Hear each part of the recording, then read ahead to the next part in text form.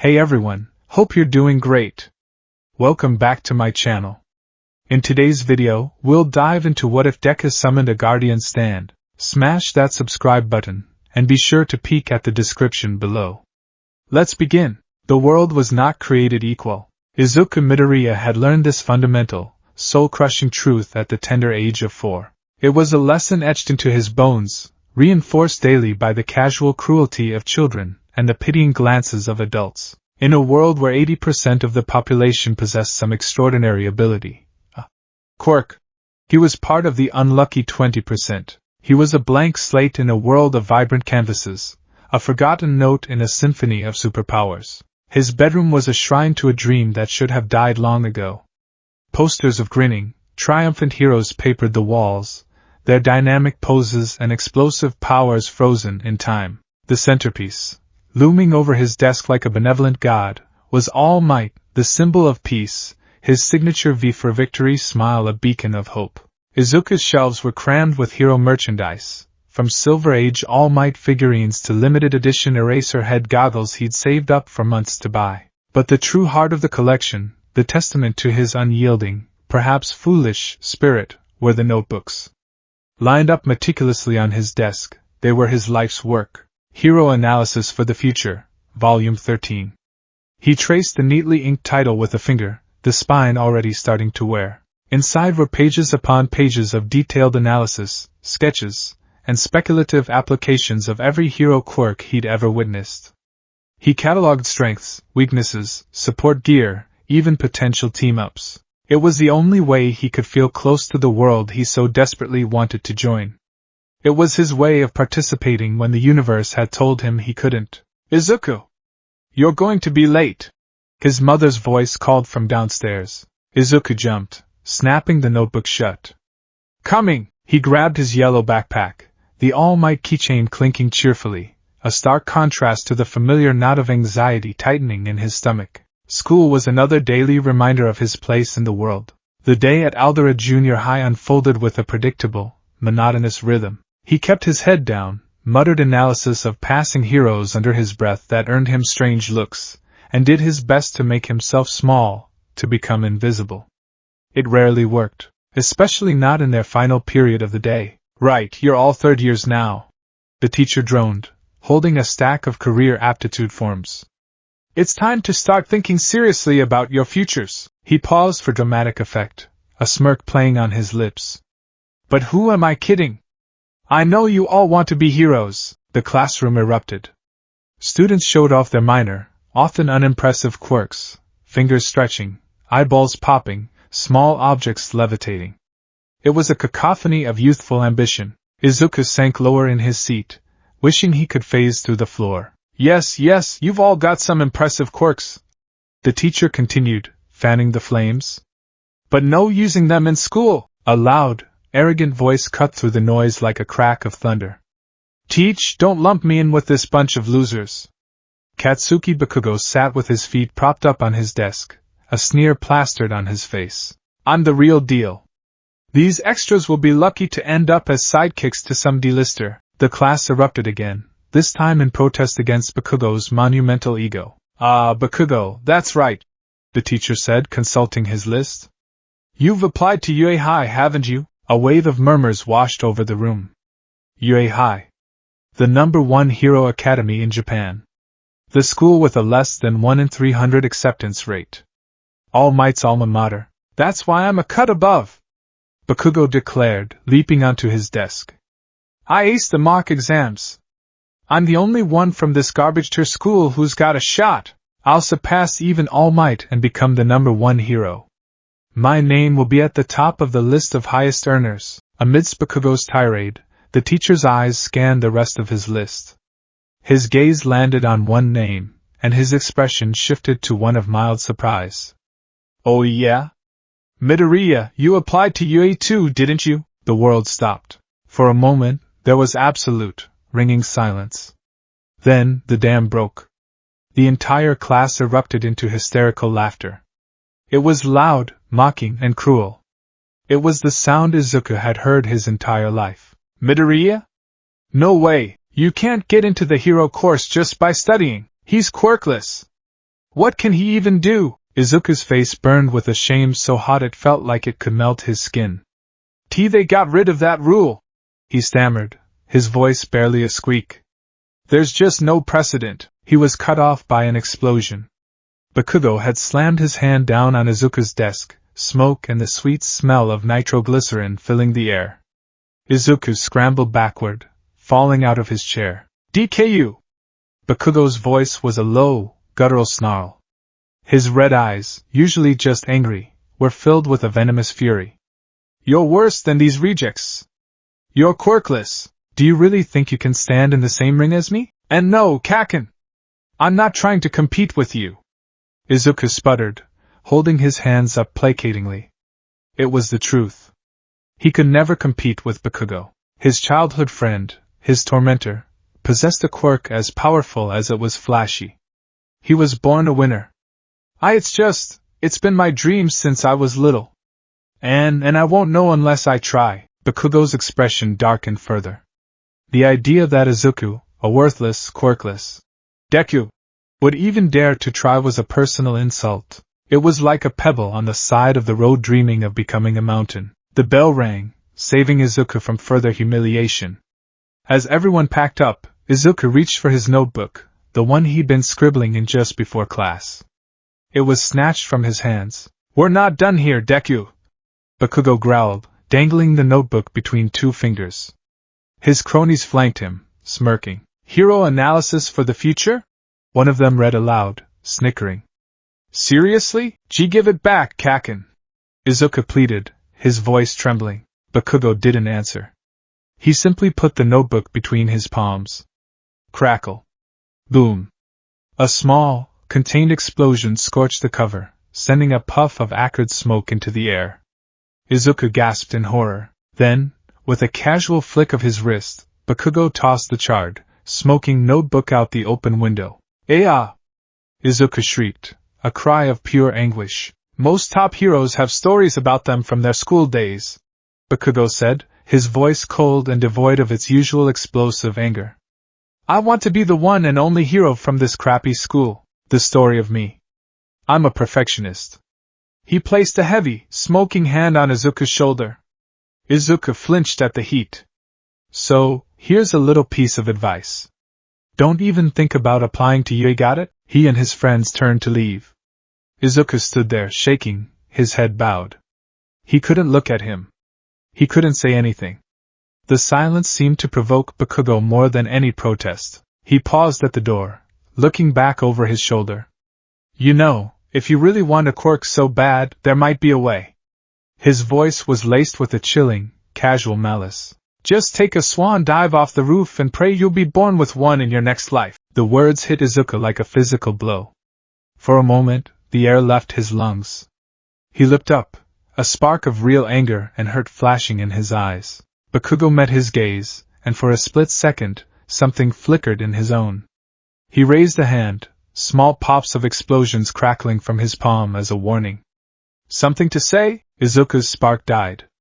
He looked back at the floor, defeated. Bakugo scoffed and walked out, his laughter echoing down the hall. Izuku stood in the empty classroom for a long time, the smell of smoke and the ghost of heat on his shoulder. He eventually made his way outside, finding the notebook floating in the school's koi pond. The fish nibbled at the soggy, burned pages. That's not food, you idiots, he whispered, his voice hoarse. It's my dream. He clutched the ruined book to his chest and began the long walk home, Bakugo's final words replaying in his mind. Take a swan dive. It was a villainous thing to say. What if he'd actually done it? Would Bakugo have been charged? A bitter, hollow laugh escaped him. No. It would have been ruled a suicide. The quirkless kid who couldn't take it anymore. Just another statistic. He tried to force a smile, to mimic All Might's fearless grin. I have to keep my chin up, he told himself, his voice wavering. He took a shortcut under a dark, damp underpass, trying to pump himself up. I am here. Ha ha ha, a viscous, gurgling sound echoed from behind him. A medium-sized invisibility cloak. Izuku froze. He turned slowly, his blood running cold. A monstrous entity made of green, Foul-smelling sludge was rising from a manhole cover, two huge, manic eyes and a wide, toothy grin forming in the morass. "Don't worry. I'm just going to take over your body," the sludge villain gurgled, lunging forward. "It'll only hurt for about 45 seconds. You'll be my hero." Sludge poured into Izuku's mouth and nose, a disgusting, suffocating tide. He couldn't breathe. He couldn't scream. His limbs thrashed uselessly as the villain forced its way down his throat, into his lungs. He was dying. His vision started to swim, black spots dancing at the edges. "I'm dying. This is it. Is anyone coming? A hero?" His frantic, clawing hands scraped against the villain's body. It was slippery fluid. There was nothing to hold on to. "This is it. I'm sorry, Mom." Suddenly, the manhole cover he just passed shot into the air like a cannonball. "Have no fear," a booming, familiar voice declared. "For I am here." It was him. All Might. In the flesh. His two signature antennae like tufts of hair silhouetted against the light. Texas smash! A single punch. The wind pressure alone was like a hurricane. It tore the sludge villain to pieces, scattering the liquid across the tunnel walls and freeing Izuku. He collapsed to the ground, gasping, coughing, his lungs burning. The last thing he felt before he blacked out was a series of firm, reassuring pats on his cheek. When he came to, All Might was standing over him, looking concerned. "Thought I'd lost you there. Glad to see you're all right." Izuku's mind went into overdrive. All Might. The real All Might. He saved me. I need his autograph. Where's a pen? My notebook. He fumbled for his backpack, pulling out the soggy, burnt book. He opened it, and there it was, a sprawling, magnificent signature covering 2 whole pages. He already signed it. Izuku shrieked, bowing repeatedly. "Thank you so much. It'll be a family heirloom. A treasure for generations. Ha ha ha. Very well." All Might boomed, giving a thumbs up. He had 2 large soda bottles in his cargo pants pockets, now filled with the writhing sludge of the captured villain. "Now I must get this fellow to the police. Stay safe, young citizen." All Might crouched, readying himself to leap. "No. Wait." Izuku's mind screamed. There were a million questions he had to ask. But one single question, burned brighter than all the rest. It was the question that had defined his entire existence. "Pros are always fighting time as well as villains," All Might shouted, preparing to launch. "I have to ask." Acting on pure, desperate instinct, Izuku lunged forward and clung to All Might's leg just as the hero shot into the sky. "Hey! Hey! Let go! I love my fans, but this is too much!" All Might yelled over the roaring wind. "If I let go now, I'll die!" Izuku screamed back, his face contorting in the wind pressure. "Oh! Right. Good point." They landed roughly on the roof of a nearby department store. Izuku's legs felt like jelly. He was shaking from head to toe, a cocktail of adrenaline and terror coursing through him. "That was very reckless," All Might scolded, though his voice had lost some of its boom. "Bang on the door, and someone will let you down. I have to go." He started to walk away. "Wait. Please," Izuku called out. "No. I will not wait. Can someone, without a quirk?" Izuku's voice was small, trembling, but filled with a lifetime of desperate hope. He squeezed his eyes shut. "Can someone without a quirk become a hero like you?" The question hung in the air. It was everything. His past, his present, his future, all hinging on this one answer. Can a quirkless person ever hope to be someone who saves people? He waited for the booming, affirmative answer. He waited for the laugh and the classic catchphrase. He waited for the hope. Instead, he was met with silence. He opened his eyes. All Might had stopped. And then, something impossible happened. Steam began to pour from the hero's body, like a kettle coming to a boil. "Ha!" In a great, billowing cloud of vapor, the colossal symbol of peace deflated.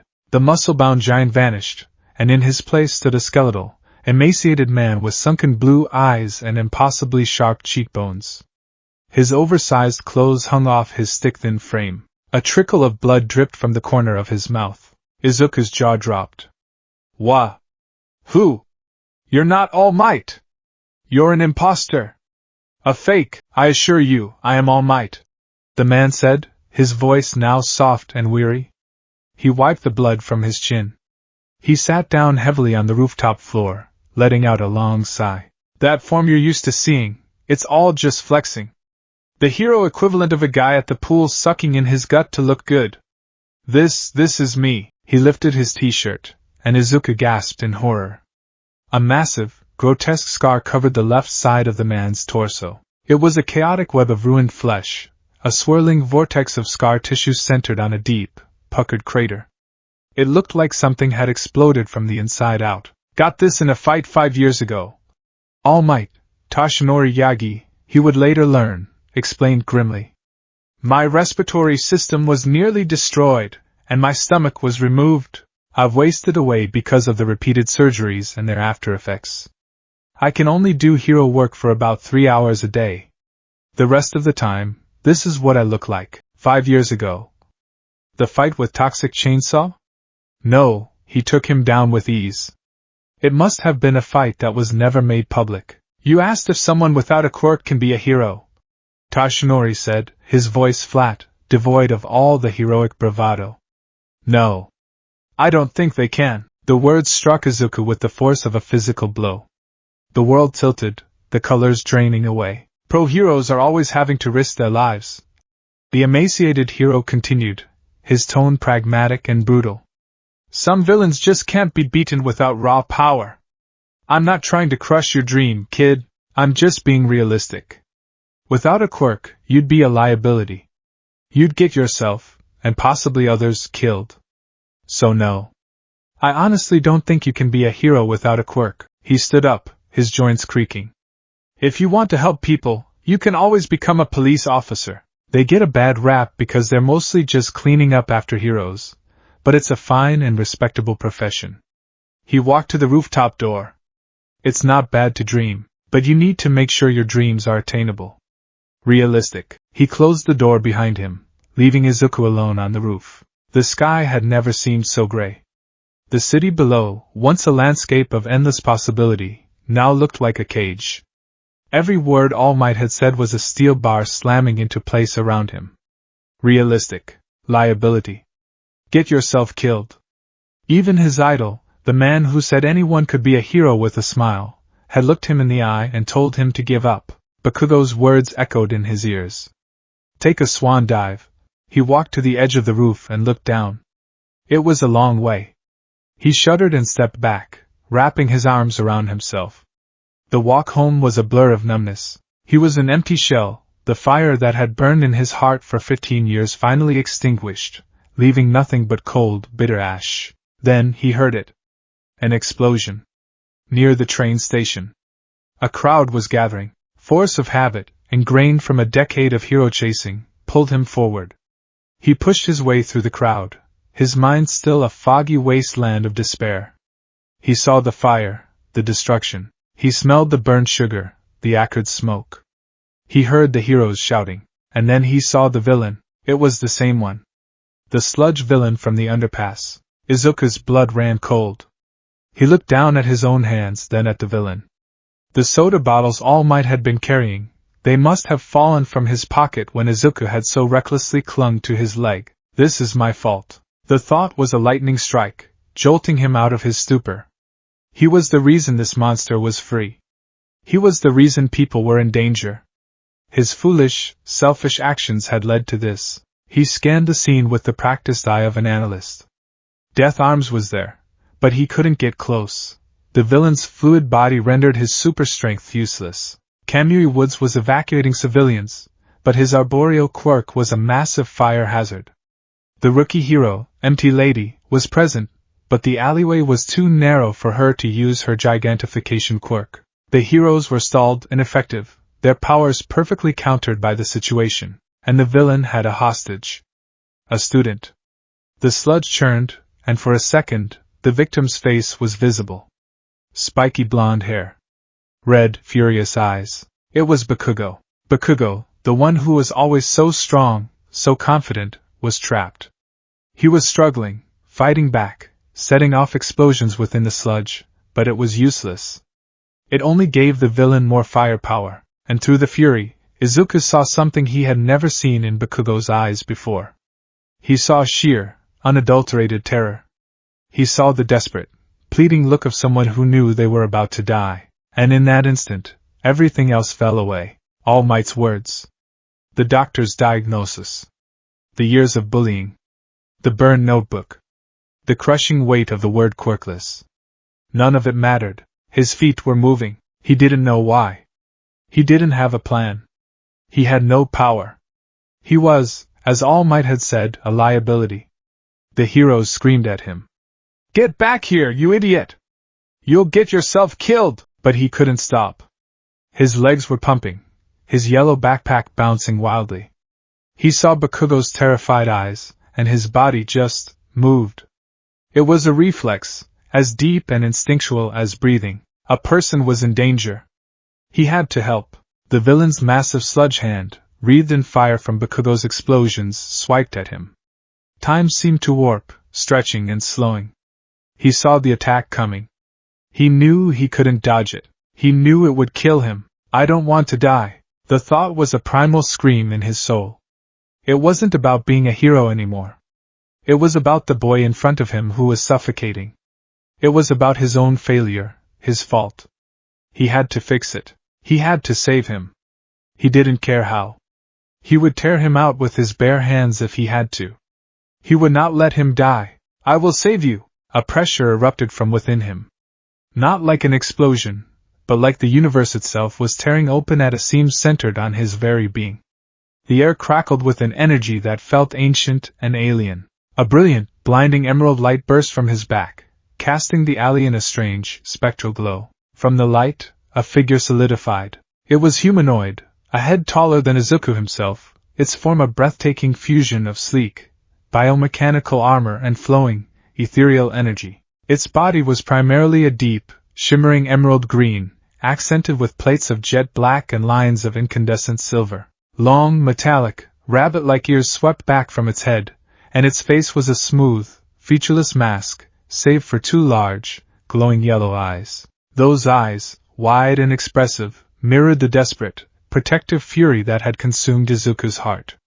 They were his eyes. This thing, hovered behind him, an extension of his will, a guardian angel forged from desperation. The sludge villain paused, its own frantic eyes widening at the impossible apparition. For a split second, everyone, the heroes, the civilians, Bakugo, stared in stunned silence at the glowing green specter that had appeared from nowhere. The specter, this guardian, raised its fists. It let out a cry that wasn't a word but a sound of pure, concentrated force, a staccato roar that shook the very air. "Aura, aura, aura, aura, aura, aura, aura!" It moved. It was a blur of emerald and silver, a phantom of righteous fury. Its fists became an indistinct torrent, a storm of blows that impacted the sludge villain with the sound of 1,000 machine guns firing at once. But the blows were impossibly precise. Not a single punch struck Bakugo. Instead, they struck the sludge around him, the sheer kinetic force atomizing the liquid body, peeling it away from him layer by layer. The villain couldn't even scream.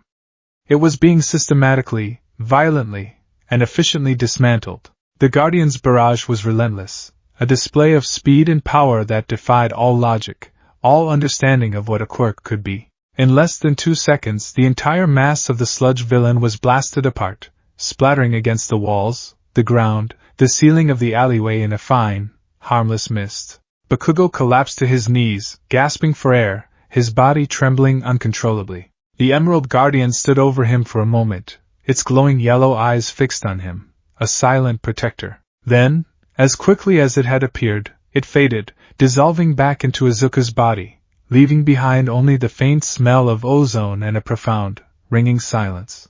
Izuku stood there, his arms still outstretched, his body shaking violently from a phantom exertion he didn't understand. He looked at his hands, then at the gasping Bakugo, then at the splattered remains of the villain. What just happened? The silence was broken by the sound of rain. A sudden downpour. Izuku looked up. The sky was clear.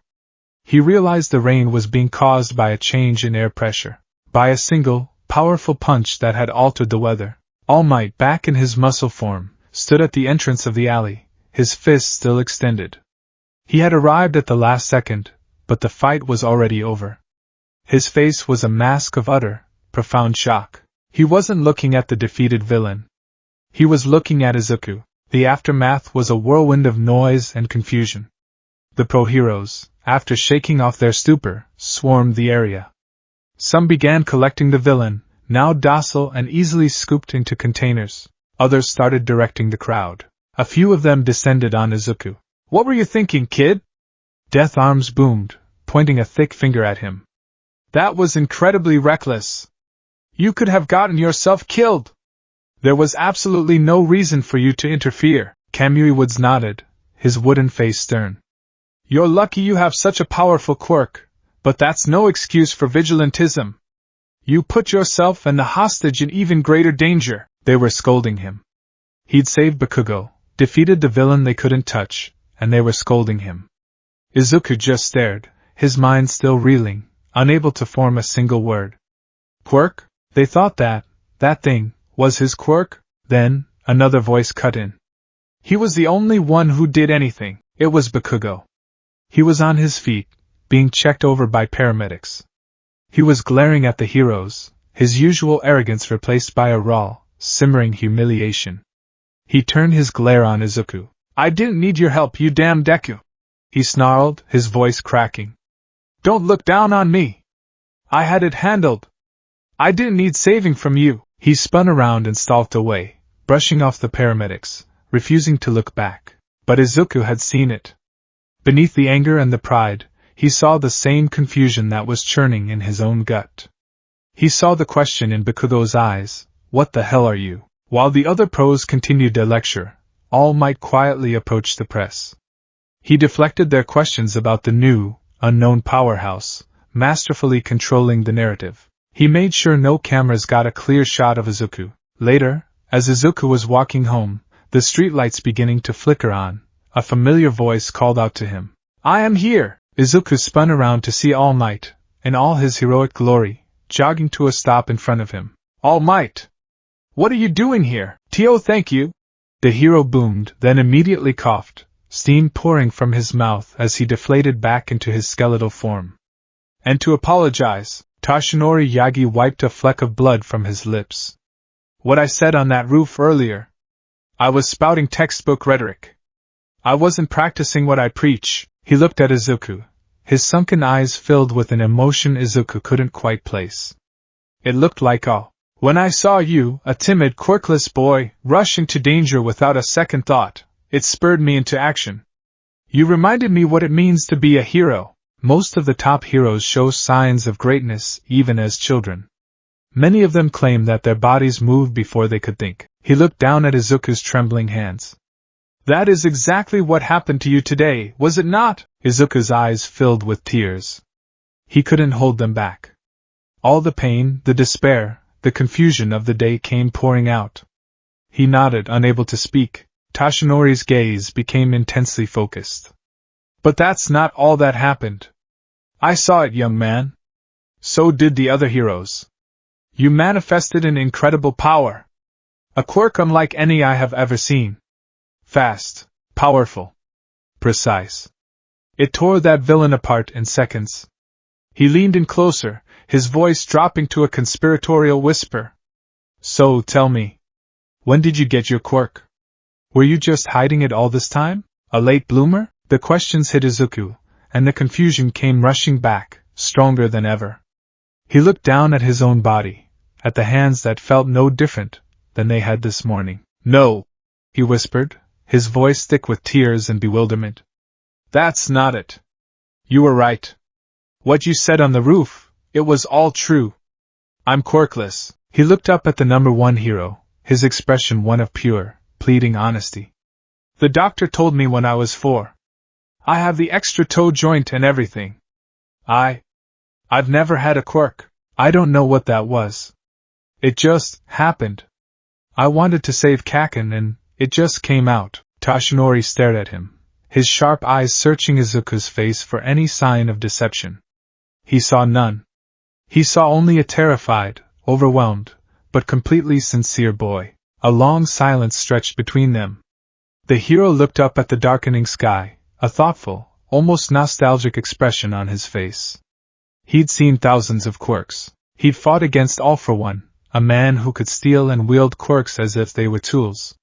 He knew their feel, their signature, the way they integrated with a person's biology. What he had witnessed in that alley, it was different. It didn't feel like a part of the boy's body. It felt like something attached to him, an externalization of his very soul. A power born not from genetics, but from pure, unadulterated spirit. It was an anomaly. A miracle. He looked back down at the crying boy in front of him, the boy who had been told his entire life that he was worthless, that he couldn't. The boy who, despite all of that, ran into a battle he knew he couldn't win because it was the right thing to do. The boy whose heroic spirit was so powerful it had literally torn a hole in reality, and manifested a guardian to enact his will. A slow, genuine smile spread across Tashinori's gaunt face. It wasn't the beaming, camera-ready smile of All Might. It was the warm, proud smile of a mentor who had just found his successor. He placed a hand on Izuku's shoulder. "Young man," he said, his voice quiet but firm, filled with a conviction that resonated deep in Izuku's soul. "You have proven me wrong." Izuku looked up, his tear-filled eyes wide. "You said you couldn't be a hero. You asked me if it was possible." Tashinori's smile widened, and for a moment, Izuku could see the shadow of the symbol of peace in the frail man's frame. He spoke the words that Izuku had been waiting his entire life to hear. The words that would change his destiny forever. "You can be a hero." The tears came, hot and unrestrained, carving clean tracks through the grime on Izuku Midoriya's face. He stood on the quiet residential street as dusk bled purple and orange across the sky, his small frame racked with shuddering sobs. The words echoed in his head, a sacred mantra he'd waited a lifetime to hear. "You can be a hero." It wasn't the booming, public declaration of All Might, symbol of peace. It was the quiet, firm conviction of Tashinori Yagi, a man held together by sheer will and medical science. And somehow, that made it mean so much more. The greatest hero in the world had seen him, truly seen him, in all his quirkless, pathetic, desperate glory, and had not turned away. Tashinori let the boy cry. He understood that this was more than just relief. It was the breaking of a dam that had held back 15 years of pain, frustration, and suffocating despair. He waited patiently, his gaunt frame a steady, silent presence in the twilight. Finally, Izuku's sobs subsided into hiccuping gasps for air. He wiped his nose on his sleeve, his face flushed and swollen. "I am sorry," he stammered, embarrassed. "Don't be," Tashinori said, his voice gentle. "A hero's spirit isn't measured by a lack of tears, but by what they do after they've dried." He gestured down the street. "Let's walk. We have much to discuss, and this is hardly the place for it." They found a small, deserted park a few blocks away, settling on a cool metal bench under the watchful gaze of a flickering street lamp. The air was filled with the gentle hum of cicadas, a peaceful soundtrack to a conversation that would pivot the axis of Izuku's world. "All right, young Midoriya," Tashinori began, leaning forward, his elbows on his knees. His expression was one of intense, scholarly curiosity. "This power of yours. When it appeared, what did it feel like?" Izuku's brow furrowed in concentration, his mind replaying the chaotic seconds in the alley. It wasn't like I grew a new arm. It was like a feeling in my chest, a pressure, like I was going to explode. I just wanted to save Kaken so badly, and then, it was there. It felt like me. But not me. Like my shadow had peeled off the ground and decided to start punching. He looked at his own hands, turning them over as if searching for a seam or a switch. I could see it. It was so clear, like it was a real person, but when I looked at the heroes' faces, they just looked confused. Like they were looking at a heat haze or a distortion in the air. Tashinori's eyes widened slightly. "So you're the only one who could see it clearly? Fascinating." He rubbed his chin, a skeletal finger tracing the sharp line of his jaw. "I couldn't make out its precise form either. Just a shimmering green blur of immense power." "It moved with your will, yes?" "Yes," Izuku confirmed, his voice gaining a sliver of confidence. I didn't tell it what to do, not with words. I just wanted it to save him. And it did, a manifestation of pure fighting spirit. Tashinori murmured, more to himself than to Izuku. The phrase sent a strange shiver down Izuku's spine. A power born from will, not biology. This is an anomaly, young Midoriya. Something completely outside our current understanding of quirks. He fixed Izuku with a look of grave seriousness. And that makes it both a gift and a danger. The UA entrance exam is in 10 months. If you want to enroll, if you truly want to walk the path of a hero, you cannot do it as you are now. Izuku's heart sank. But, I said you can be a hero. Tashinori interrupted firmly. I did not say it would be easy. That power, whatever it is, came from you. And using it, I saw the toll it took. You were shaking, pale. It puts a strain on your body. A quirkless body, with no natural biological adaptations to handle such an output. He stood up and began to pace.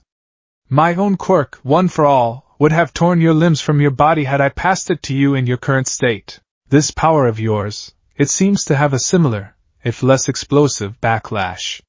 If you want to wield it, if you want to control it, you need to become a proper vessel for it first. Your spirit is strong enough. Now we must make your body match. He stopped and turned to face Izuku, a fire igniting in his sunken eyes. For the next 10 months, I will train you myself. I will push you to the very brink of your limits, and then force you past them. It will be hell. Do you accept? Izuku stared at him, dumbfounded. All Might wanted to train him. Personally? The idea was so monumentally absurd, so far beyond the scope of his wildest dreams, that his brain momentarily short-circuited. Then, the reality of the offer crashed down on him. This was his chance. His one, singular, impossible chance. He shot to his feet, bowing so low his forehead nearly scraped the pavement. Yes! Yes, please! I'll do anything! Tashinori chuckled, a dry, rattling sound. Excellent. Meet me tomorrow at dawn. Dagoba Municipal Beach Park. And wear something you don't mind ruining. The next morning, Izuku arrived at the designated location to a sight that was both legendary and disgusting. Dagoba Beach, once a beautiful seaside getaway, had become an illegal dumping ground. It was a mountain range of trash, a monument to societal neglect, stretching as far as the eye could see, and standing atop a precarious pile of broken refrigerators and rusted car parts was the skeletal form of Tashinori Yagi. Morning, young Midoriya! He called out, his voice thin in the salty air. Lovely spot, isn't it? For years, ocean currents have washed garbage here, and people have taken advantage by dumping their own. Heroes these days are all about the flashy stuff. Community service like this is often overlooked. He hopped down, landing with a soft crunch on the sand. This will be your gymnasium. Your goal for the next 10 months is simple. He gestured to the entire, sprawling wasteland of junk. You are going to clean this entire beach. Izuku stared, his jaw agape. All of it? But why? My quirk, my power is about punching things. Shouldn't I be practicing that? You misunderstand the nature of this training, Tashinori said, picking up a warped truck tire. Your spirit guardian, or whatever it is already powerful. It's your body that's weak. We're not training your power, we're training you to survive using it. Every piece of trash you move, every muscle you strain, will be forging your body into a vessel of steel. Running, lifting, pulling, this is the foundation upon which all heroics are built. He handed Izuku a thick, detailed schedule. It was titled, The American Dream Plan. It was an overwhelming document, mapping out every single hour of Izuku's life for the next 10 months, from sleep schedules and dietary plans to a dizzying array of workout routines. And so it began. The first few weeks were pure, unadulterated misery. Izuku's days became a grueling cycle of school, followed by hours of backbreaking labor at the beach. He dragged rusted appliances across the sand, his muscles screaming in protest.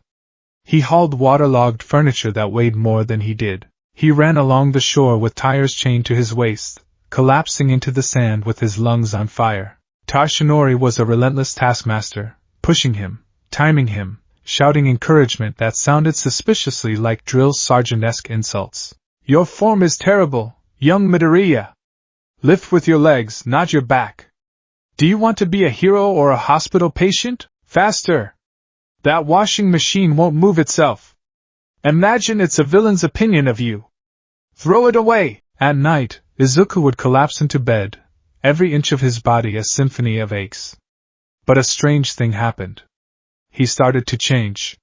The soft, undefined lines of his body began to harden. A wiry strength took root in his limbs.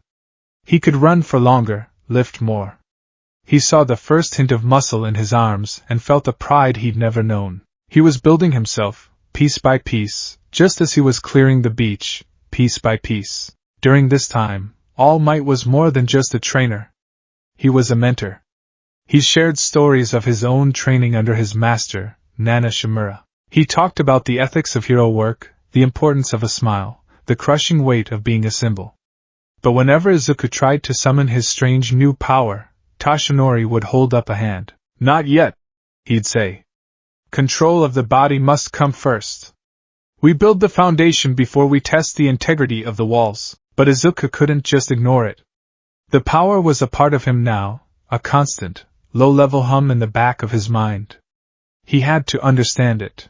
So, he began a new project. He bought a fresh set of notebooks, crisp and clean. On the cover of the first one, he wrote in neat, careful script, Stand Analysis, Volume 1. His bedroom became his laboratory. Every night, after his body had been pushed to its breaking point, he would force his exhausted mind to work. He would sit cross-legged on his floor, take a deep breath, and concentrate. The feeling was becoming more familiar.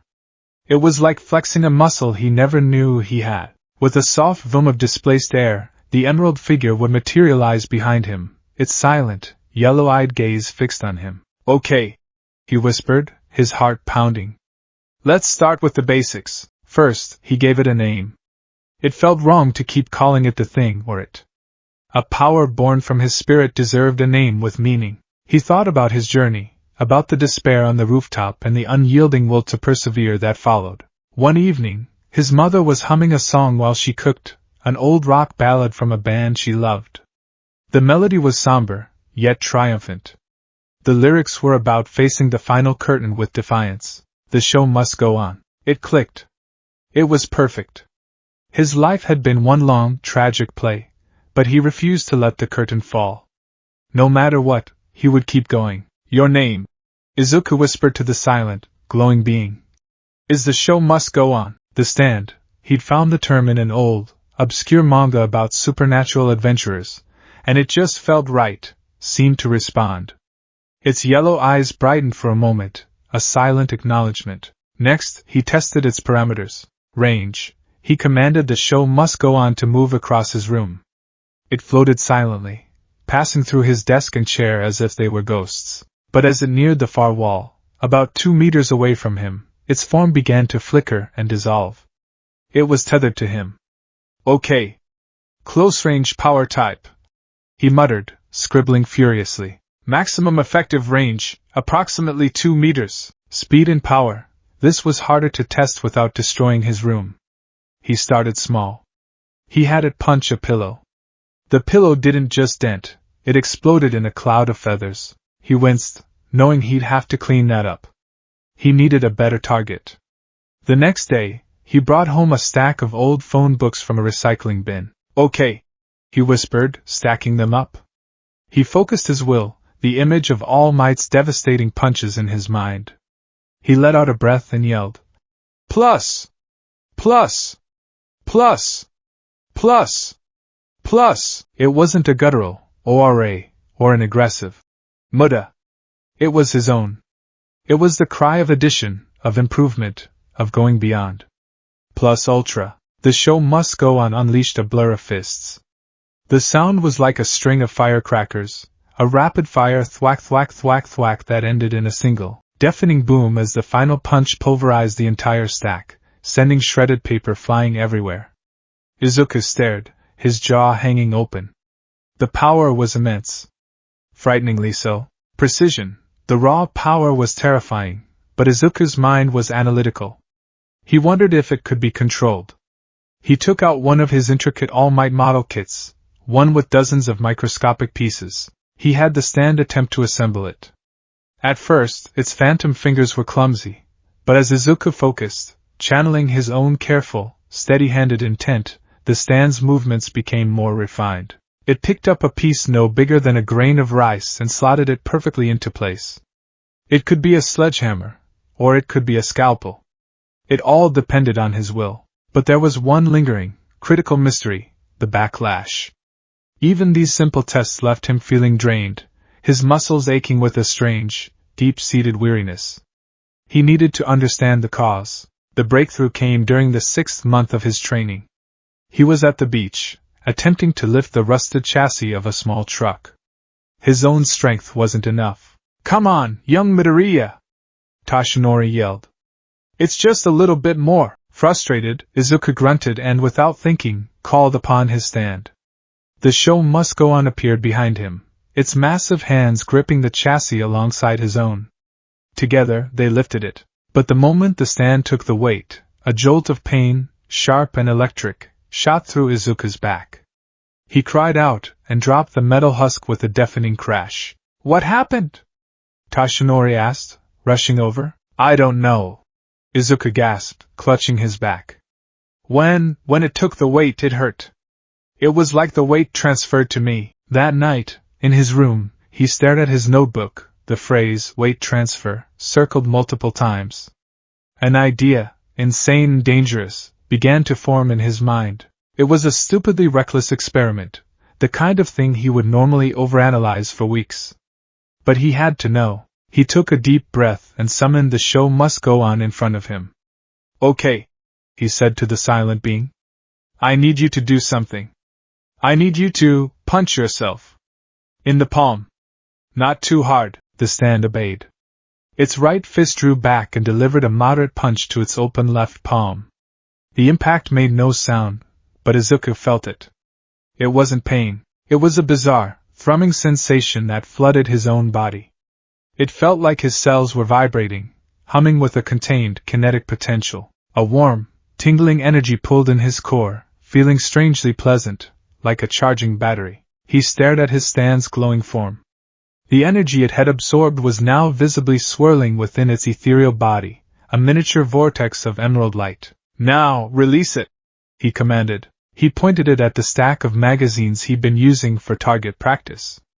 The show must go on drew back its fist, the one that had absorbed the blow, and punched. The result was cataclysmic. It wasn't just a punch, it was an explosion of pure kinetic force. The magazines didn't just shred, they vaporized. A shockwave erupted from the point of impact, knocking over his chair, blasting posters off his wall, and shattering his bedroom window. Simultaneously, a wave of agony crashed over Izuku. The recoil, the backlash, was 10 times worse than anything he'd felt before. His head swam, the room tilting violently. A warm, wet trickle ran from his nose. He touched it, and his fingers came away stained with blood. His entire torso felt like it had been tenderized with a meat mallet, a deep, internal bruising that made it hard to breathe. He collapsed to the floor, gasping, but a manic, triumphant grin spread across his face. "Load-bearing," he rasped, scribbling frantically in his notebook with a shaking hand. "It can absorb and store kinetic energy, and then redirect it. But there's a limit. Overcharging causes severe internal backlash." He had found its secondary ability. A defensive power that could be turned into an overwhelming offense. It was a high-risk, high-reward ability, perfect for an analytical mind that could calculate the odds. The sound of the shattering window brought his mother running. "Izuku! What was that? Are you okay?" He quickly scrambled to his feet, forcing his stand to dissipate. "I'm fine, Mom. I just tripped and knocked over my bookshelf," he lied, his heart pounding with guilt. It was the lie that brought the final piece of their 10-month plan into focus. A few days later, sitting on the now pristine sands of Dagoba Beach, Izuku explained his discovery to Toshinori. The hero listened intently, his expression growing more and more troubled. "This changes things, young Midoriya," he said gravely.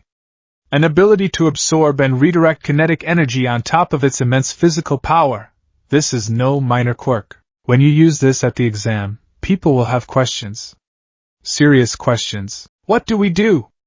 Izuku asked, the weight of their secret pressing down on him. We get ahead of the story, Toshinori stated, his mind clearly shifting into PR mode.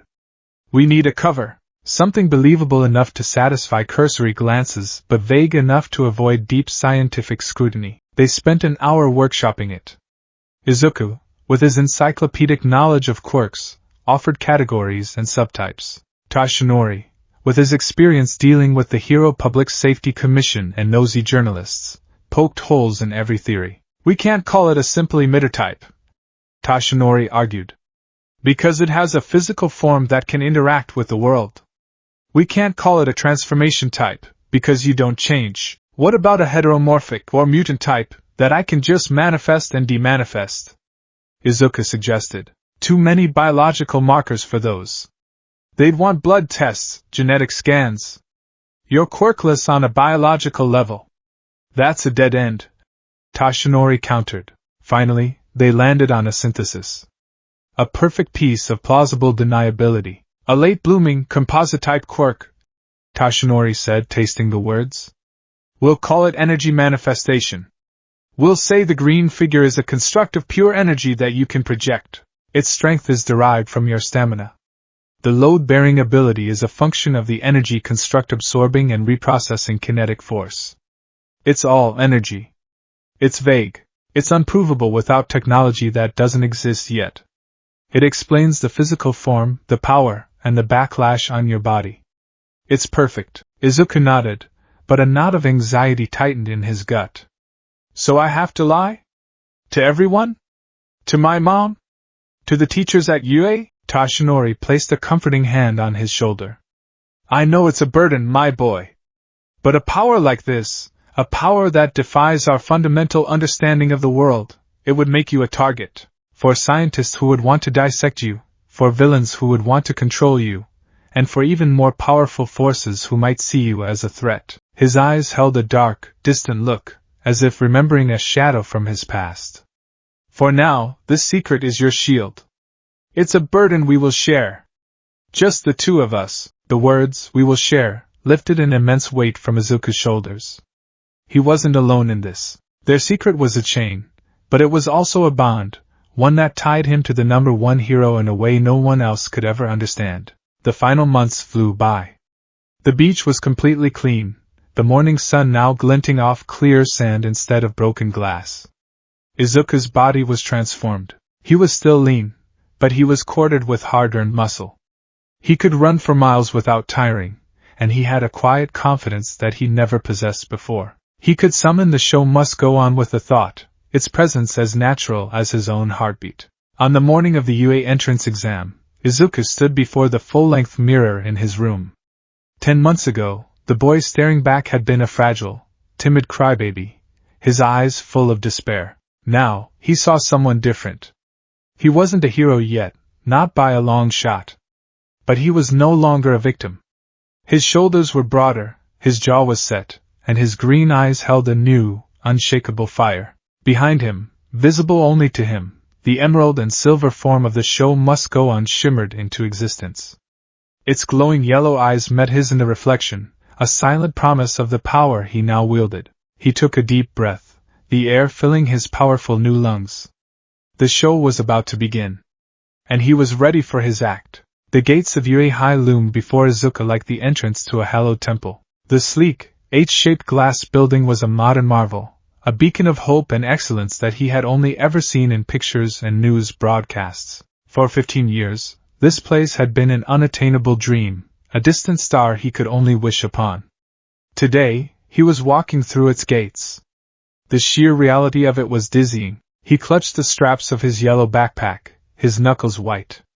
The past 10 months had forged his body into something new, something strong, but his nerves were still the same old bundle of frayed wires. A crowd of examinees swarmed around him, a sea of determined faces and barely contained quirks.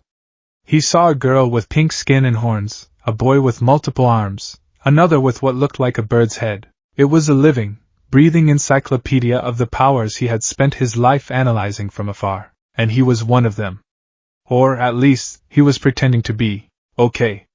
Just breathe. You're not Deku the quirkless wonder anymore. You're Izuku Midoriya, applicant. You have a plan. You have a power. You earned this.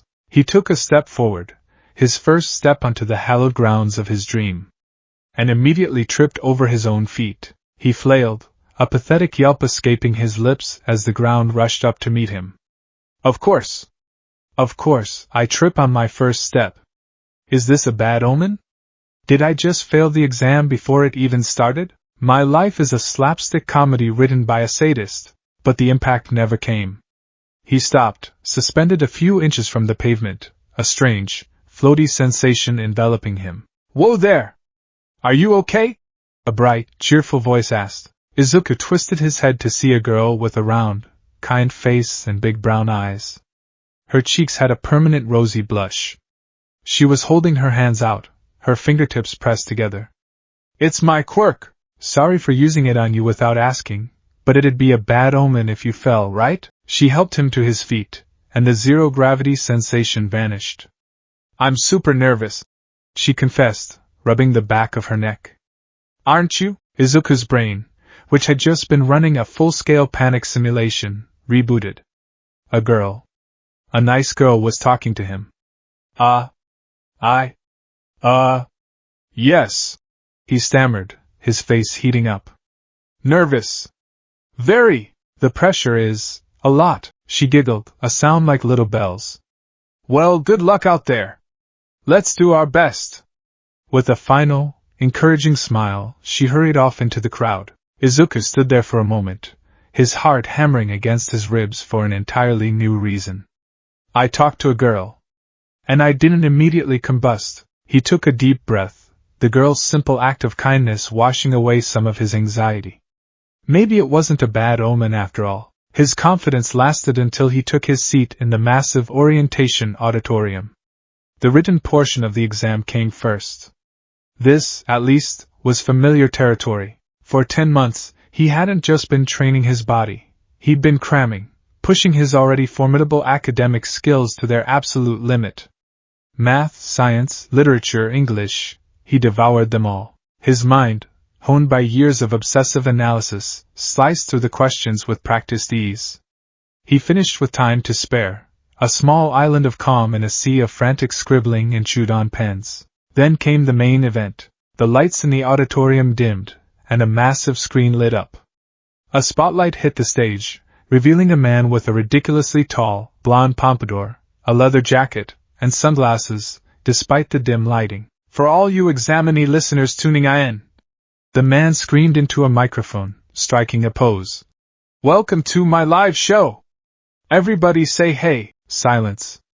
A vast, awkward, cricket-filled silence. Izuku recognized him immediately. It was the voice hero, Present Mike.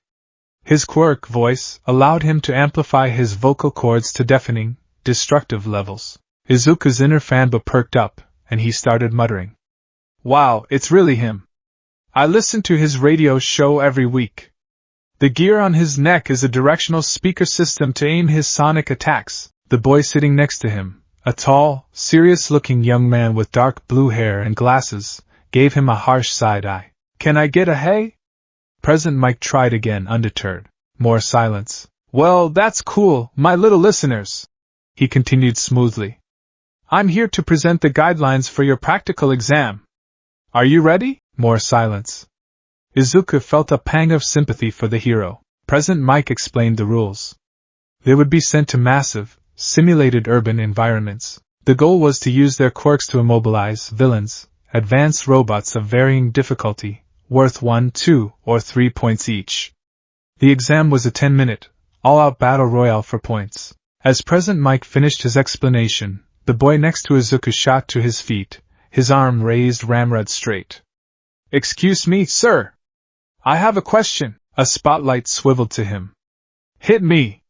Present Mike yelled. On the printout, there are 4 types of villains listed, the boy declared, pointing to the handout.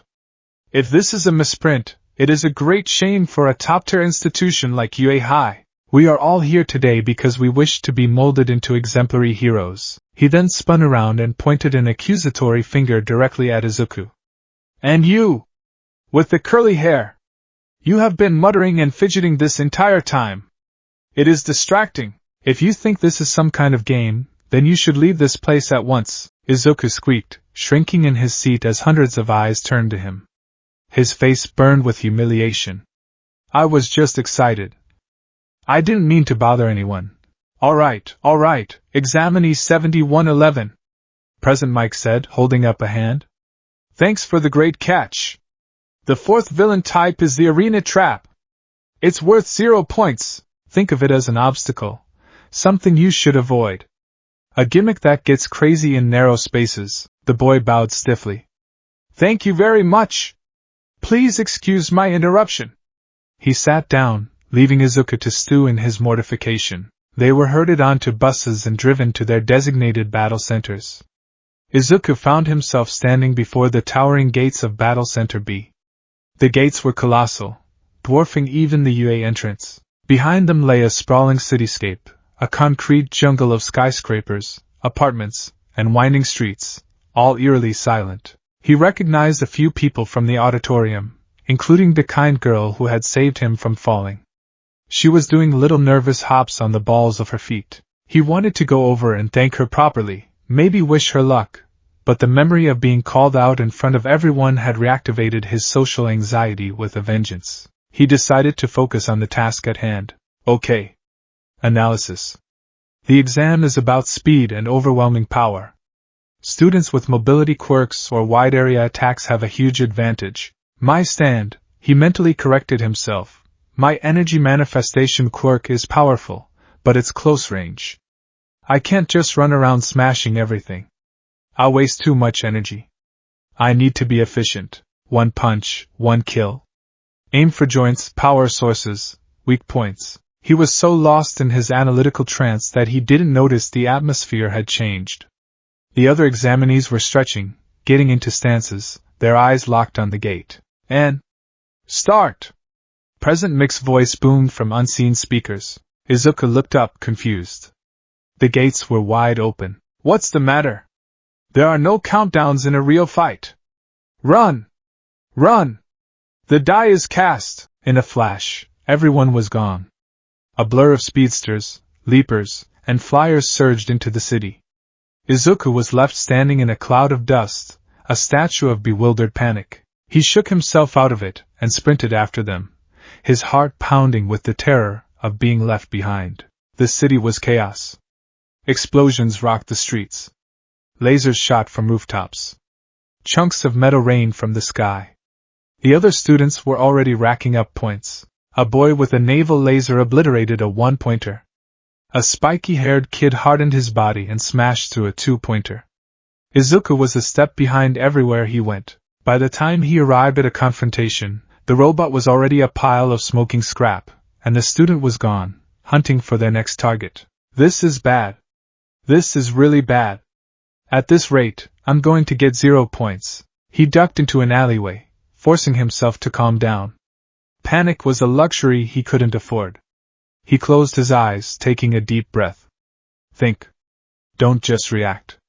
Analyze. His 10 months of training with All Might hadn't just been physical. They had been mental. All Might had drilled into him the importance of situational awareness, of seeing the entire battlefield. He opened his eyes and summoned the show must go on. The Emerald Guardian materialized behind him, its silent presence a source of comfort and strength. It was strange.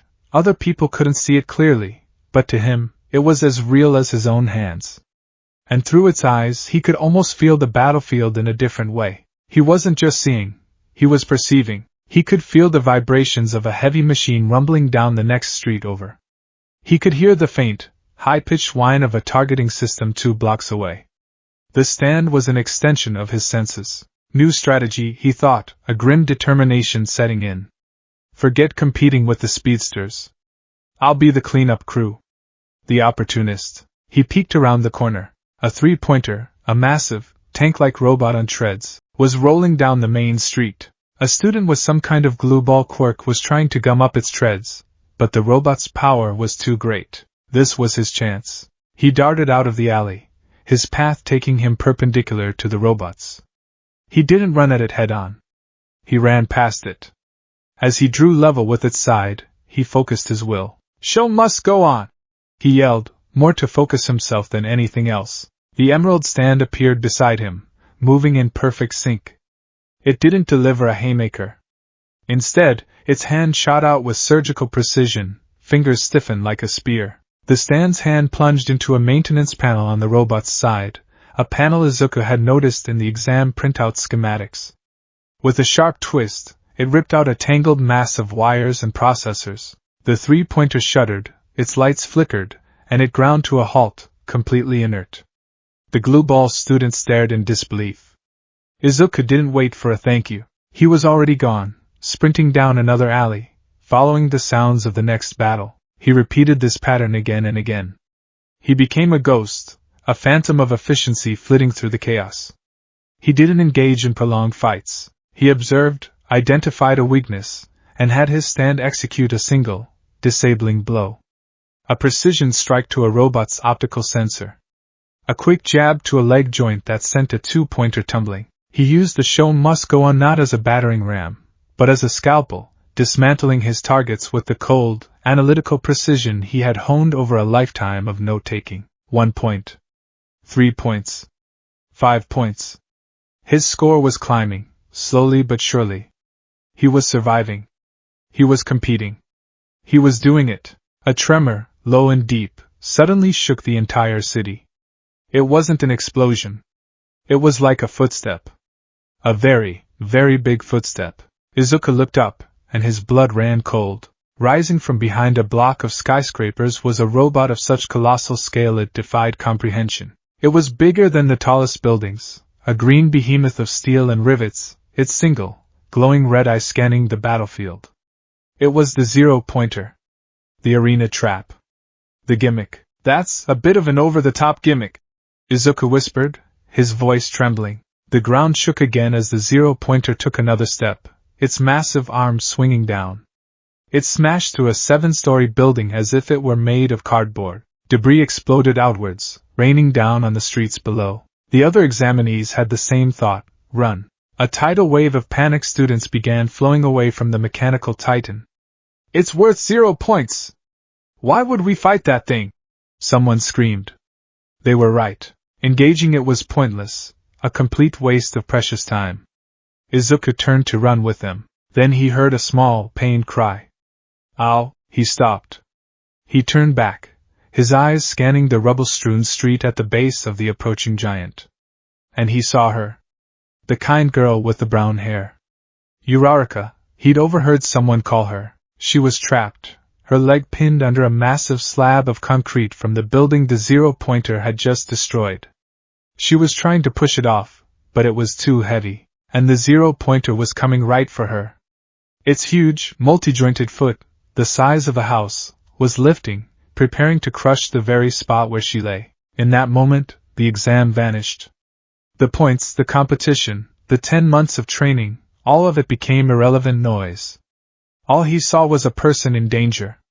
A person he could help.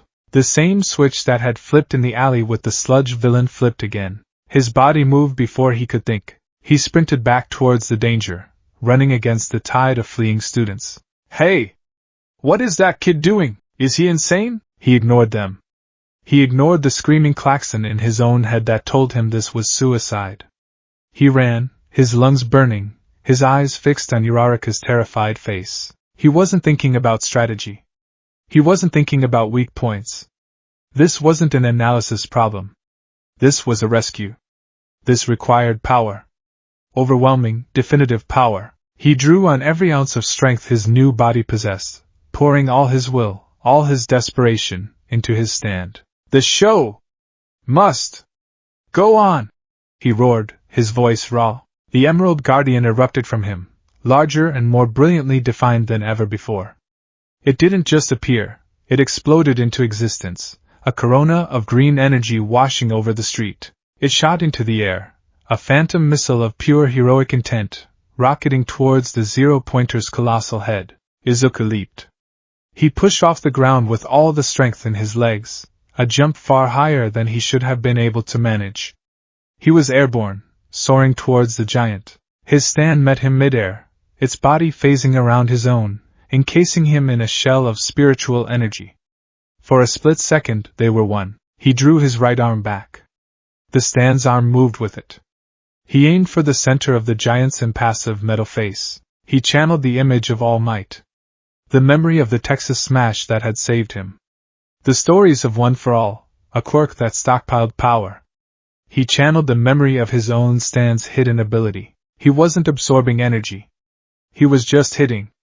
Hitting with everything he had. Smayawash! His fist connected. The stand's fist connected. The impact was apocalyptic. A shockwave, visible even in the bright daylight, exploded from the point of contact. The zero-pointer's head didn't just dent, it imploded. The metal screamed and buckled, caving in on itself like a tin can. The giant's single red eye shattered into a million pieces. The immense frame shuddered, its forward momentum arrested completely. It froze for a moment, a monument to its own destruction, before its systems failed and it began to tip backward, away from Uraraka. The force of the blow was cataclysmic for Izuku as well. The recoil, the sheer kinetic feedback of punching several thousand tons of steel, was unlike anything he had ever experienced. It wasn't the internal backlash of his load-bearing ability. This was raw, physical trauma. He felt a sickening snap in his right arm. A fiery, white-hot agony shot from his knuckles to his shoulder. He looked down and saw his arm hanging at an unnatural angle, swollen, purple, and clearly, horribly broken. The pain was so intense it made him nauseous. He was falling. He had punched himself 100 feet into the air, and now gravity was reclaiming its due. The ground rushed up to meet him. I overdid it. My arm is broken. Both my legs are going to break when I land. And I still have 0 villain points. His mind, even in the face of blinding pain and an impending, bone-shattering landing, was still calculating. This is it. I'm going to fail. Release! He heard a familiar, cheerful voice. A hand slapped him across the face, and suddenly, the crushing pull of gravity vanished. He was floating, his body light as a feather, the agony in his arm a distant, throbbing drumbeat. He looked over and saw Uraraka, her face pale and strained. She had pushed the rubble off her leg and used her quirk to save him, just as the zero-pointer's massive corpse crashed to the ground behind them, shaking the entire city block.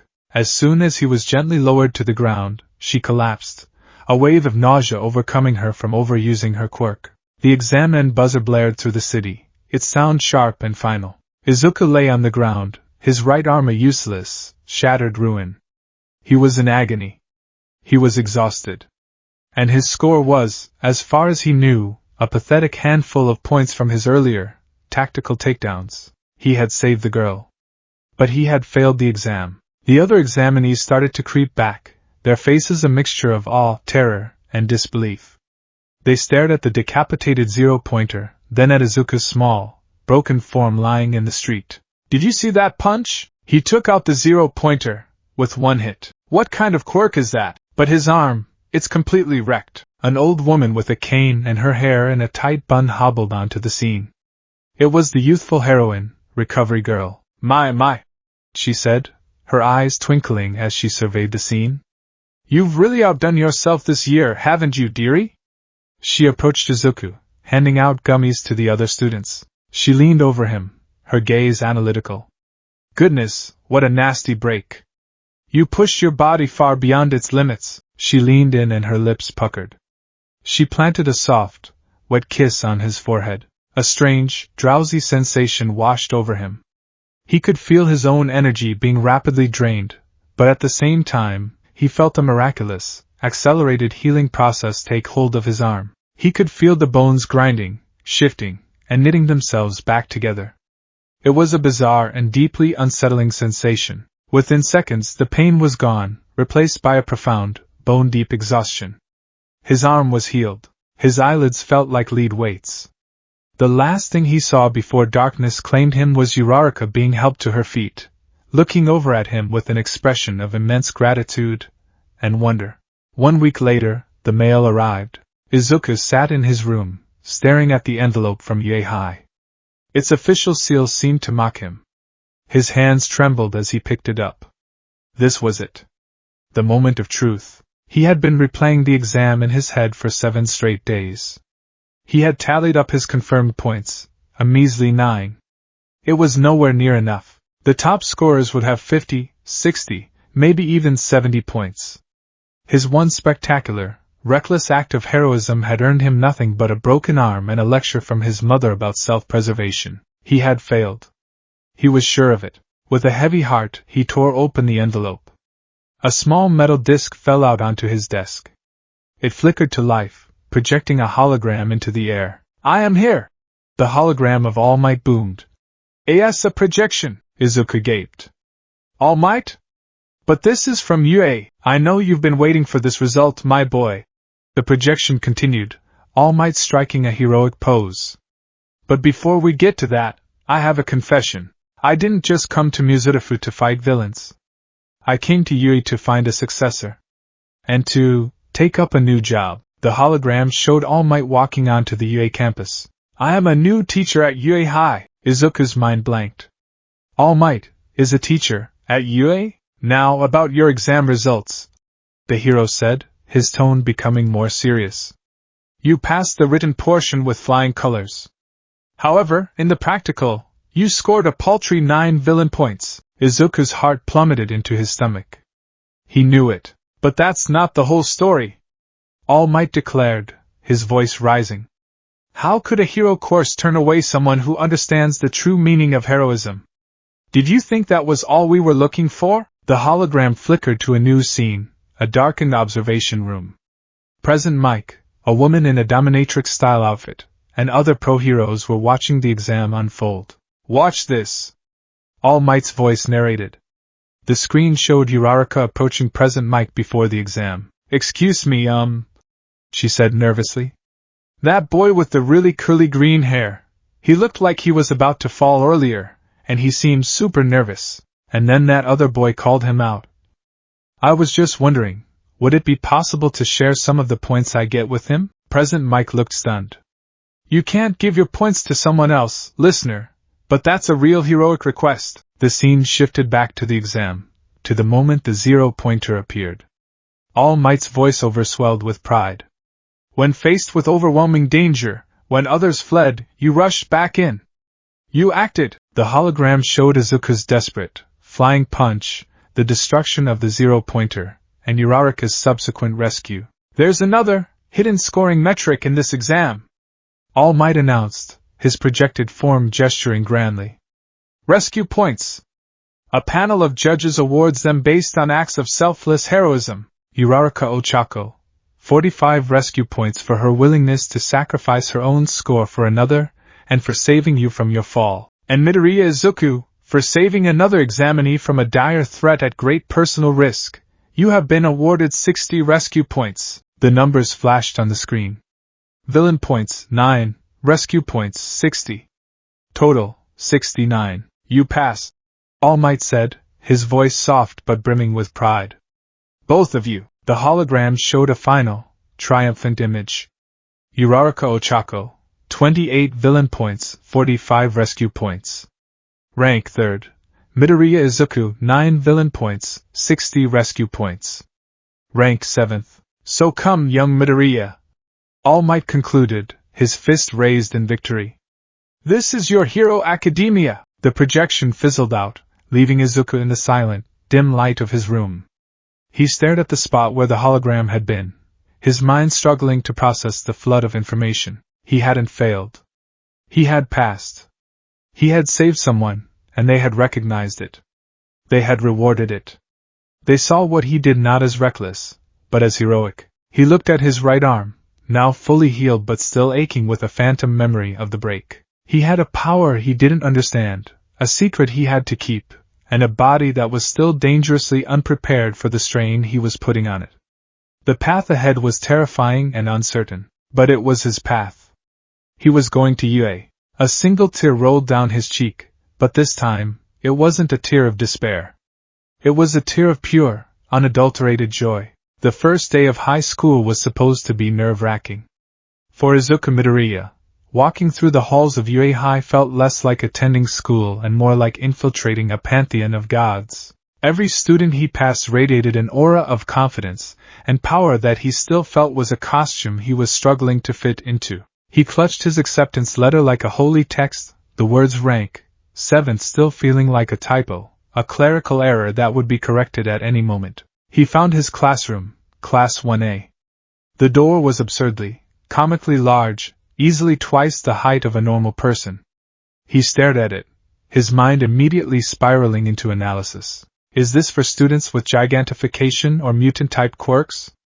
A proactive measure for accessibility? It's a statement of UA's inclusivity, a physical representation that they are prepared for any kind of power.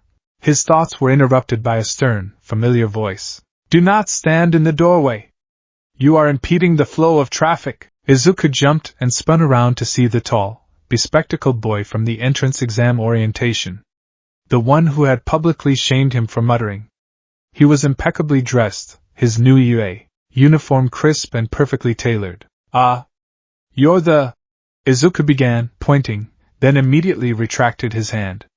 The guy from the exam hall. The boy's rigid posture softened slightly, and he gave a sharp, formal bow. I am Ida Tenya, from Somei Private Academy. I'm Midoriya Izuku.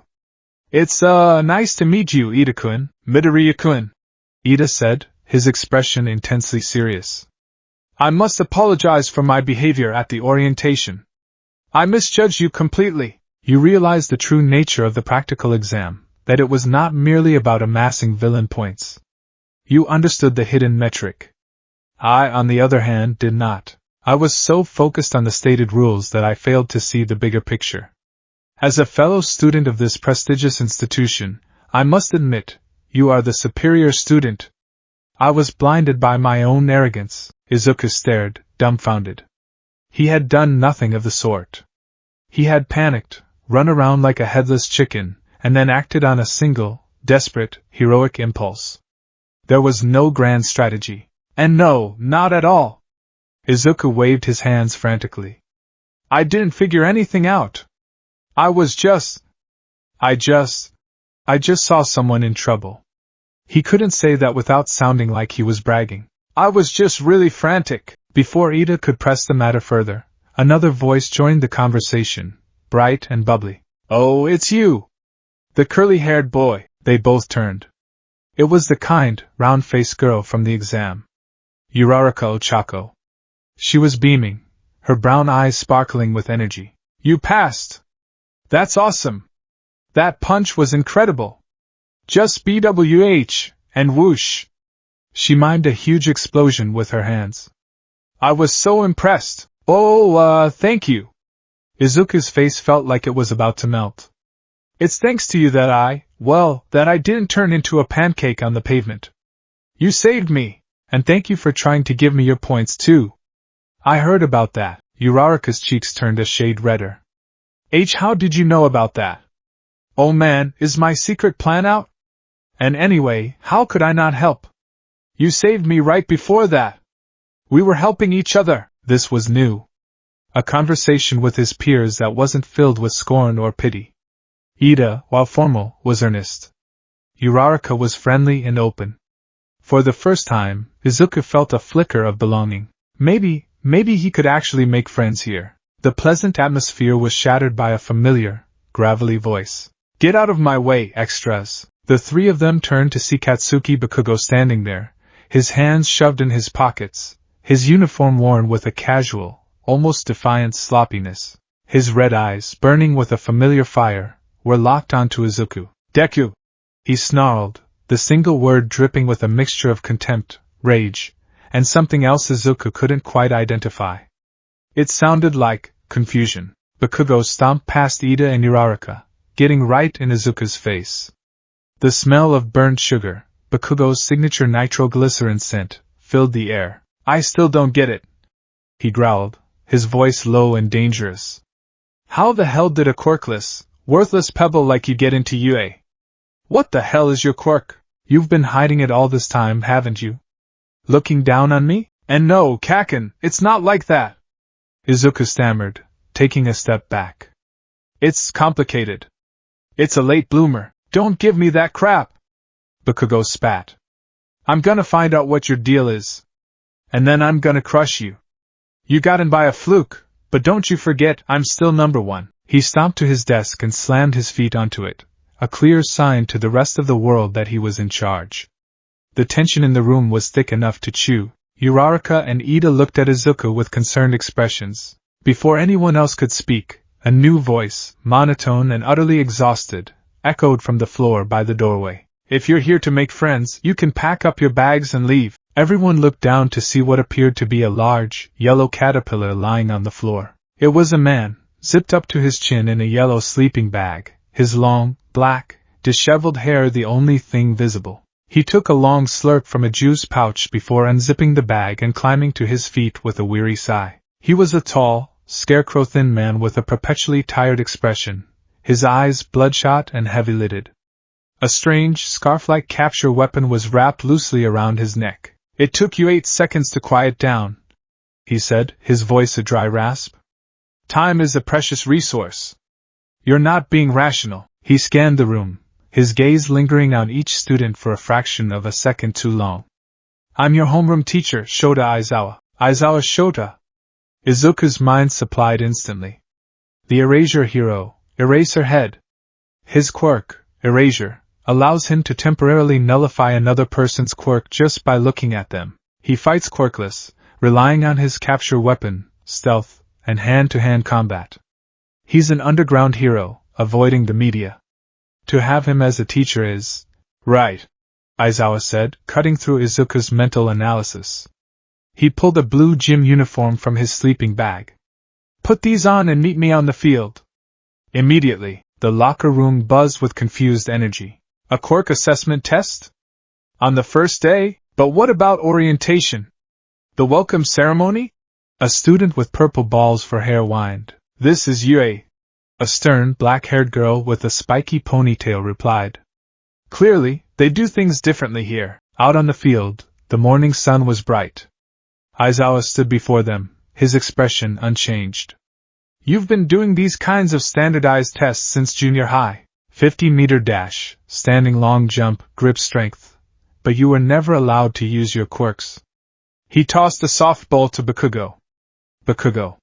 You finished first in the practical exam. What was your best softball throw in junior high? 67 meters. Bakugo grunted. Try it with your quirk, Aizawa said. Bakugo stepped into the throwing circle, a wicked grin spreading across his face. He wound up, and as he threw, he ignited a massive explosion in his palm. Die, he screamed, the word more a release of force than a genuine threat. The ball rocketed into the sky, propelled by the blast. It sailed on, leaving a thin smoke trail, before finally falling back to Earth far in the distance. Aizawa held up a small device. It beeped. 705.2 meters, he announced. The class gasped. Whoa! 700 meters? This looks fun! The pink-skinned girl, Ashido Mina, cheered. Fun? Aizawa's voice dropped, and the temperature of the field seemed to plummet with it. You think this is fun? You have 3 years to become heroes. Do you think it's all going to be games and fun? So be it. A dangerous, unsettling smile stretched across his face. The student who ranks last in these 8 tests will be judged to have no potential, and will be expelled. Immediately, the blood drained from every student's face. Expelled? The class shouted in unison. It's the first day. That's not fair. Uraraka protested. Natural disasters. Mass villain attacks. Catastrophic accidents. Is any of that fair? Aizawa countered, his voice cold as ice. The world is full of unfairness. It's a hero's job to fight it.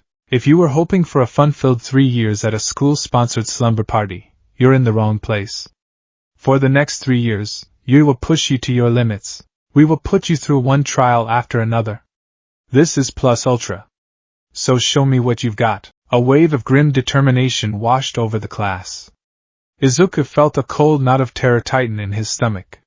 He was at a massive disadvantage. He couldn't just use his stand for everything. The cover story, Energy Manifestation, relied on the idea that it drained his stamina. If he used it for every single test, he'd either be a liar or he'd collapse from exhaustion, and worse, it would draw too much attention. He had to be smart. He had to be strategic. He had to use the body All Might had helped him build. Test 1, 50-meter dash. Izuku was paired against Ida. As the starting pistol went off, Ida's legs erupted with blue flames from the engines in his calves. He shot forward like a bullet, finishing in 3.04 seconds. Izuku's turn. He got into a runner's stance. He could just have the show must go on shove him, but that would be too obvious. He needed something subtle. As the signal fired, he exploded from the starting block. For a fraction of a second, the shimmering emerald form of his stand appeared behind him, its legs coiling and then kicking off his back, providing a single, massive burst of initial acceleration. To an observer, it would look like he just had incredibly powerful legs. He sprinted the rest of the way, his 10 months of running on the beach paying off. His time, 5.58 seconds. Respectable, but nowhere near the top. He saw Aizawa watching him, his gaze sharp and analytical. Test 2, grip strength. This was easier to fake. He gripped the device, his own muscles straining. He could feel the ligaments in his hand groaning under the pressure. Then, he focused his will. The show must go on's hand materialized, phasing through his own, its phantom fingers wrapping around the device and squeezing. Crunch. The device creaked audibly. The digital display numbers spun wildly, blurring as they climbed. It shot past the numbers of the big, muscular students. It shot past the score of a boy with multiple arms. It finally stopped at a staggering 540 kilograms.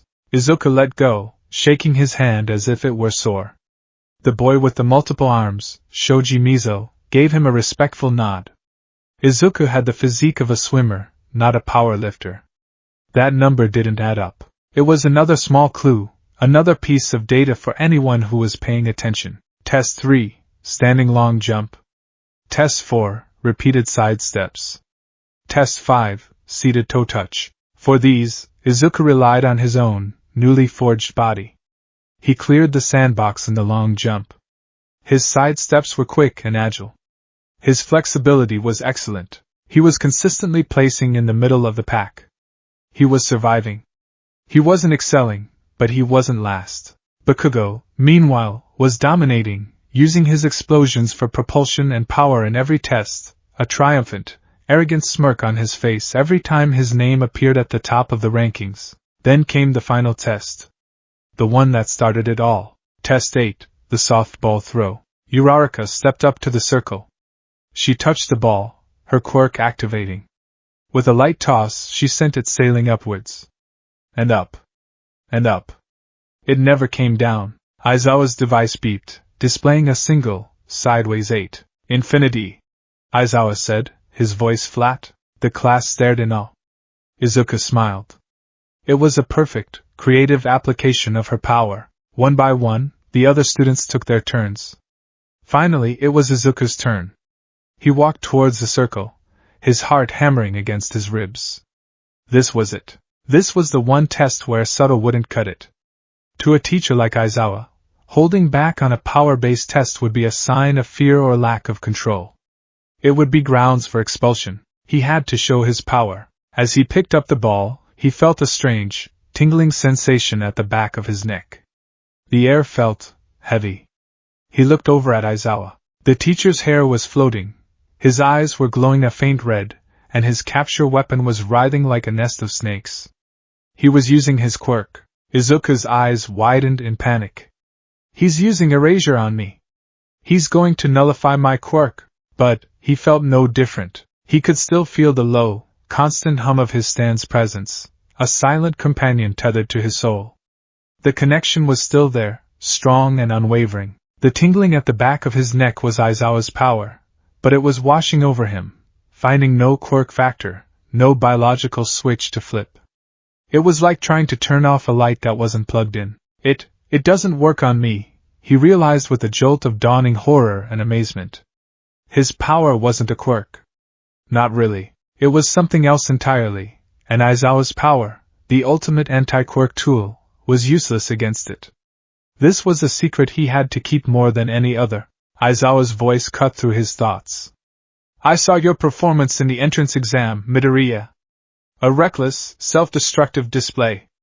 A power that shatters your own body is useless in the field. You'd become a liability, needing to be rescued more than you'd be rescuing others. I've erased your quirk.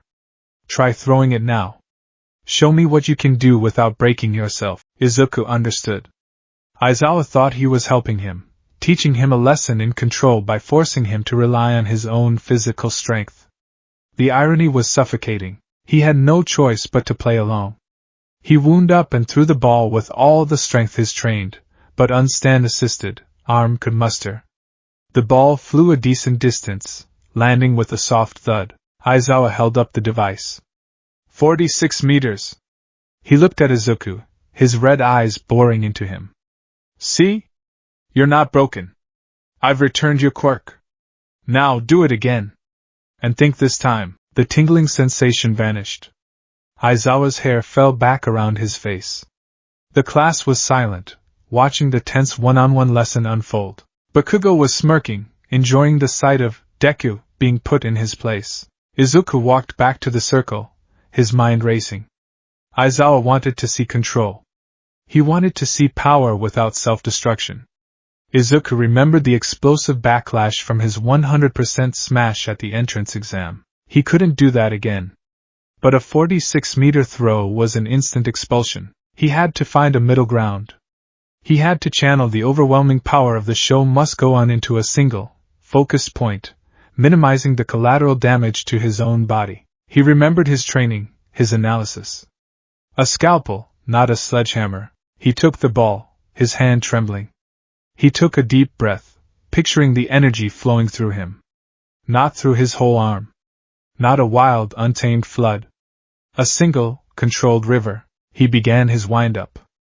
It's now or never, he whispered. He focused all his will, all his intent, on the very tip of his right index finger. As his arm came forward, the show must go on materialized, a shimmering emerald ghost visible only to him as a clear figure. Its arm wrapped around his, its movements perfectly synchronized. The immense, world-breaking power of the stand wasn't directed into a full-on punch. Instead, it was funneled, compressed, and focused into the single point where Izuku's index finger would make contact with the ball. Plus! He screamed, the word a focused burst of power. The moment his fingertip touched the ball, the stand's energy was released. There was no grand explosion like Bakugo's. There was just a sharp crack, like the sound of a whip breaking the sound barrier. A sonic boom erupted from the ball itself, creating a visible cone of compressed air. The ball didn't just fly, it vanished. It was a green-tinged blur, a miniature comet shooting straight up into the stratosphere. The force of the release, even focused, was immense. A gale-force wind blasted backwards from the circle, kicking up a cloud of dust and forcing the other students to shield their eyes. Izuku's arm was thrown back, and a searing pain shot through his finger. But it was a sharp, manageable pain, not the bone-shattering agony from the exam. His finger was bruised, swollen, and probably fractured, but his arm was intact. He stood there, panting, cradling his throbbing finger. The field was dead silent. Everyone was staring, first at him, then up at the sky where the ball had disappeared. Aizawa stood frozen, his eyes wide behind his goggles. The device in his hand began to beep, the number climbing. Finally it settled. He held it up for the class to see. 705.3 meters. A single, crucial tenth of a meter farther than Bakugo. The silence was broken by a guttural, inhuman roar of pure fury. DKU! Bakugo lunged, his hands sparking, his face a mask of incandescent rage. What the hell was that? Explain yourself! Now! Before he could take 2 steps, he was brought to a dead stop, tangled in Aizawa's capture weapon. The gray scarf had shot out, wrapping around Bakugo's torso and arms with lightning speed, neutralizing him completely. Stand down, Aizawa said, his voice dangerously calm, his eyes glowing red again. The explosion sputtering from Bakugo's hands died out. It's a capture weapon made from a carbon fiber weave and a special metal alloy. And stop making me use my quirk. It gives me terrible dry eye. He released Bakugo, who stood there fuming, his entire body trembling with rage and confusion. The hierarchy he had built in his mind his entire life had just been shattered. The pebble he'd always kicked to the side had just thrown a stone farther than his mountain. Aizawa walked over to Izuku, his expression unreadable. Izuku flinched, expecting a lecture. But Aizawa's eyes weren't on his performance. They were on him. "Your finger is broken," Aizawa stated, not a question. "Why, yes, sir. But it's better than my whole arm," Izuku managed to say. Aizawa didn't respond to that. He just stared, his gaze unnervingly intense. "When I used my quirk on you, Midoriya. You felt it, didn't you?" I felt a tingling, sir, but your power didn't go away." Again, a statement, not a question. Aizawa's voice was barely a whisper, meant only for Izuku. "I've been a pro-hero for a long time. I've erased thousands of quirks, emitter types, transformation types, even some mutant types. When I use erasure, the quirk factor in a person's body goes dormant. The connection is severed. But with you, there was nothing to sever. It was like pointing a remote at a television that has no batteries and no power cord." Izuku's blood ran cold. He knew. He didn't know what, but he knew something was fundamentally wrong. "What is your quirk, Midoriya?" Aizawa asked, his voice low and flat. "Tell me again." Izuku's mind raced, falling back on the cover story he and All Might had so carefully constructed. It's called energy manifestation, sir. I think it's a late bloomer, so I don't really know all the details. The doctor said it's a composite type. I project a construct of my own energy. It uses my stamina as fuel. That's why using it too much hurts me. The backlash from the energy output. He was rambling, but he hoped it sounded like a confused teenager and not a terrible liar. Aizawa listened, his expression never changing. He reached out and tapped Izuku's chest with a single finger.